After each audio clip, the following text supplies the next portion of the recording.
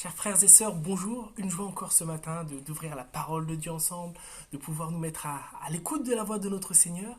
Et nous avons la grâce de pouvoir parcourir ensemble en ce moment toute la lettre de Paul à l'église de Philippe. Et nous avons vu dans tout le chapitre 1 la semaine dernière, en effet, combien Paul va exprimer sa joie, sa reconnaissance, son amour vis-à-vis des chrétiens de Philippe. Et Manu a débuté hier le chapitre 2. Et nous voyons dans les premiers versets que l'apôtre Paul semble répondre à une problématique dont devaient faire face les chrétiens de Philippe.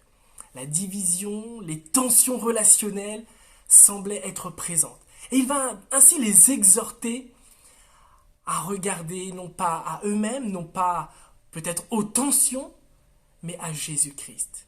Et ce sont les versets du jour, les versets 6 à 11, que beaucoup considèrent comme un véritable hymne qui a été chanté dans l'église primitive, que je voudrais qu'on puisse lire ensemble ce matin. Et voici comme il débute. Lui, qui dès l'origine était de condition divine, ne chercha pas à profiter de l'égalité avec Dieu.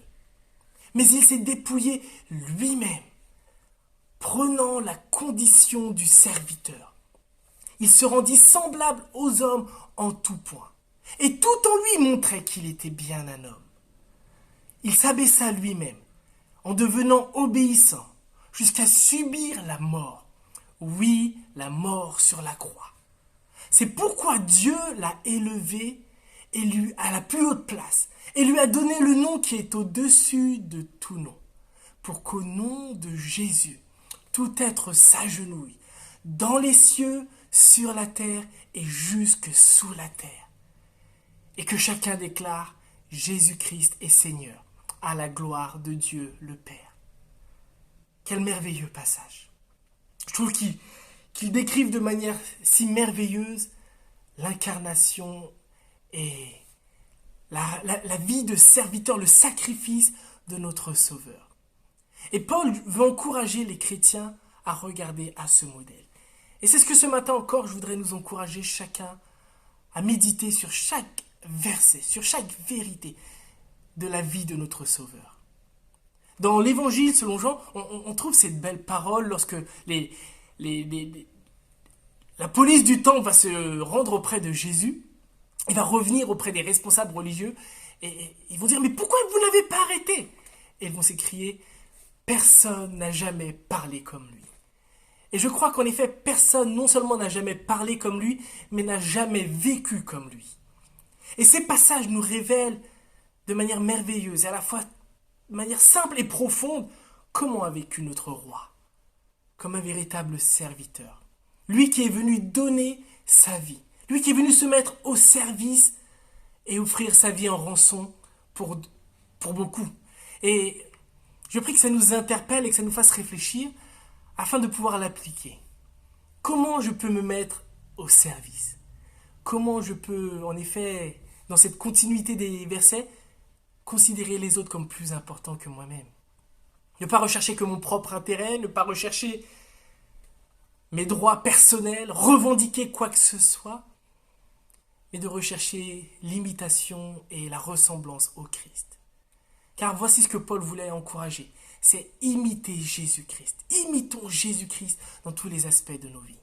Car nous avons besoin de lui. Il a incarné ce qu'il disait, ce qu'il a enseigné.